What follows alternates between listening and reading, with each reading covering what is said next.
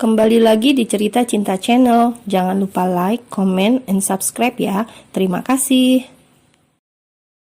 Tanpa terasa, Vicky sudah menghabiskan waktu hampir seminggu di Paris. Dia sudah menyelesaikan semua pekerjaannya dan telah mempromosikan usahanya di kancah internasional. Vicky perlahan membuka hatinya kembali untuk Dev, karena Dev ingin benar-benar memperbaiki ini semua. Dev menawarkan bantuannya pada Vicky, tapi Vicky menolak karena dia ingin usahanya sukses karena usahanya sendiri. Dev yang awalnya hanya terjadwal 4 hari di Paris, akhirnya memutuskan untuk memperpanjang liburannya di Paris karena ingin menghabiskan waktu bersama Vicky. Dev, kau belum memberitahu Mami dan Dedi kalau kita sudah bertemu?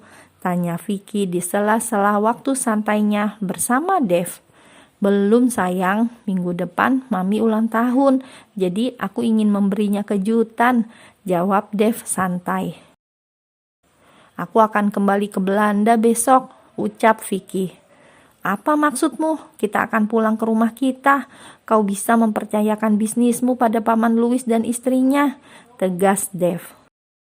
Dev, aku tidak bisa tiba-tiba pergi dengan mendadak. Aku harus mempersiapkan segala sesuatunya dulu. Lagi pula, aku punya tanggung jawab yang besar di sana. Mengertilah, jawab Vicky. Aku yang akan menanggungnya. Aku akan menempatkan orang kepercayaanku untuk mengawasi bisnismu di Belanda. Serius, Dev. Oh my God, setidaknya izinkan aku untuk menyelesaikan semua urusanku di sana. Lalu aku akan kembali tinggal denganmu. Jelas, Vicky. Berapa lama? Tanya Dev serius. Mungkin sebulan atau 2 bulan, jawab Vicky. Itu terlalu lama sayang, aku tidak bisa menunggu selama itu. Dev keberatan. Kita bisa berpisah selama 7 tahun, masa 2 bulan saja kau tidak bisa, cibir Vicky. Karena 7 tahun itulah yang membuatku tidak ingin berpisah lagi darimu, mengertilah, ujar Dev. Nanti aku pikirkan, jawab Vicky. Sampai saat ini Vicky dan Dev belum bercinta sama sekali. Dev sama sekali tak ingin memaksa Vicky untuk melakukannya. Semua harus atas keinginan Vicky. Baiklah, aku akan ikut denganmu juga ke Belanda. Aku akan menemanimu sampai urusanmu selesai, kata Dev mengalah. Dan itu membuat Vicky tersenyum dan melihat ketulusan Dev yang ditunjukkannya selama beberapa hari ini. Vicky memutuskan untuk menerima Dev sepenuhnya karena mereka sama-sama saling mencintai dan terutama untuk kebahagiaan si kembar. Vicky menghampiri Dev yang sedang ada di ranjang dan mencium bibirnya. Dev tentu saja kaget akan hal itu, karena itu artinya Vicky telah menerimanya kembali dengan sepenuh hati. Vicky tidak munafik bahwa dia juga merindukan sentuhan Dev. Dev yang terlihat semakin tampan dan hot itu membuat Vicky terlena kembali akan pesona Dev. Dev menyambut ciuman Vicky dengan penuh cinta dan nafsu. Dev mengangkat tubuh Vicky dan merebahkannya di ranjang. 7 tahun berpisah telah melebur masalah di antara mereka. Kini hanya kerinduan akan Dev saja yang ada di otaknya. Rasa cinta dan rindu menjadi satu di dalam perasaan mereka. Saat ini mereka hanya ingin melepas kerinduan selama 7 tahun tidak bertemu. Sejak kemarin Vicky belum menelpon si kembar. Vicky belum memberitahu perihal si kembar pada Dev. Dia belum menemukan waktu yang tepat. Halo sayang, apa yang sedang kalian lakukan sekarang? Tanya Vicky pada kedua jagoannya di seberang sana. Kami akan tidur, Mam. Oh iya, kami akan mengikuti summer camp, boleh kan? Tanya Alex. Apakah kalian sangat ingin mengikutinya? Tanya Vicky. Yes, Mam, kami sudah menunggu lama momen ini. Izinkan kami, please. Mohon Alex. Baiklah, tapi ingat jangan membuat masalah apapun, oke? jawab sang mami. Oh mami, we love you so much, muah, teriak si kembar dengan semangat. Tidurlah sekarang, jangan tidur terlalu malam sayang, good night, ucap Vicky lembut dan mengakhiri teleponnya. Dev masih berada di kamar mandi ketika Vicky menelpon si kembar. Mereka baru saja selesai melakukan pergulatan panjang yang terjadi beberapa ronde malam ini. Lalu setelah itu, Vicky meminum pil KB yang dibelinya sejak awal dia memulai berhubungan intim lagi dengan Dev. Untuk sementara, dia ingin menunda kehamilannya dulu. Vicky ingin menstabilkan dulu hubungannya dengan Dev yang baru dimulai lagi.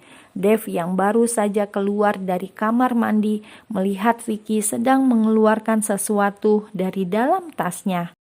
Seperti obat, apakah Vicky sakit? Tanya Dev dalam hati. Lalu Dev menghampiri Vicky. Kau sakit sayang, obat apa yang kau minum? Tanya Dev yang tiba-tiba muncul dan itu membuat Vicky terkejut dan pilnya jatuh ke lantai. Lalu Dev mengambil obat yang jatuh itu dan melihatnya. Obat apa ini sayang? Apa kau sakit? Tanya Dev sambil membaca dan membolak-balikan kemasan obat itu. Itu pilku Dev, gugup Vicky. Iya, aku tahu, tapi untuk apa pil ini? Tanya Dev curiga. Itu pil KB, aku hanya ingin menunda kehamilanku, jawab Vicky berusaha santai. Dev yang mendengar itu sangat terkejut dan membuang pil itu ke tempat sampah. Kau mau membuangnya, Dev? Protes Vicky. Vicky tahu alasan Dev marah, tapi Vicky akan memberinya pengertian. Kau tidak ingin mengandung anakku? Geram Dev marah. Bukan begitu, aku hanya ingin menundanya, itu saja. Aku belum siap untuk saat ini, kita baru memulainya lagi. Aku takut, perkataan Vicky mengambang. Apa yang kau takutkan? Aku akan bertanggung jawab dan menjagamu jika kau hamil. Kau tidak percaya padaku. Dev terlihat marah. Aku tidak mau, nasibku seperti dulu, Dev. Aku masih trauma. Aku takut kau berubah sikap padaku seperti dulu. Jelas Vicky yang suaranya mulai bergetar. Oh my, aku tidak pernah berubah sikap padamu, Vicky. Aku selalu mencintaimu. Tapi kau yang tidak pernah mau mengerti aku, ungkit Dev.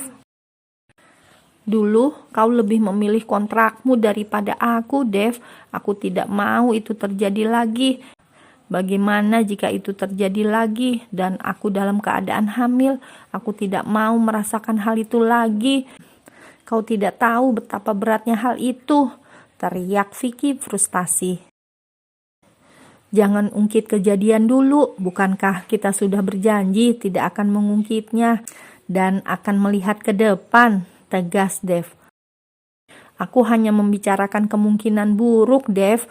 Aku tidak ingin hamil tanpa adanya dirimu di sampingku. Aku tidak ingin mengalami itu lagi. Itu sangat berat, Dev, ucap Vicky yang masih terisak-isak. Dev semakin dibuat bingung dengan perkataan Vicky. Apa maksudmu sayang? Tanya Dev bingung. Dia masih belum mengerti apa yang ditakutkan Vicky. Vicky hanya bisa menangis sekarang. Dia ingin menumpahkan rasa pedihnya mengingat betapa beratnya perjuangannya dulu ketika hamil si kembar. Melahirkan tanpa sang suami di sampingnya, itu benar-benar pengalaman menyedihkan sekaligus membahagiakan karena anugerah yang Tuhan berikan padanya. Dev menghampiri Vicky dan memeluknya. Maafkan aku sayang. Aku kecewa melihatmu tidak ingin mengandung anakku. Aku akan memberimu kesempatan. Aku tidak ingin kehilanganmu lagi, ucap Dev lirih menahan kesedihannya. Lalu Dev melepaskan pelukannya dan berjalan ke arah kamar.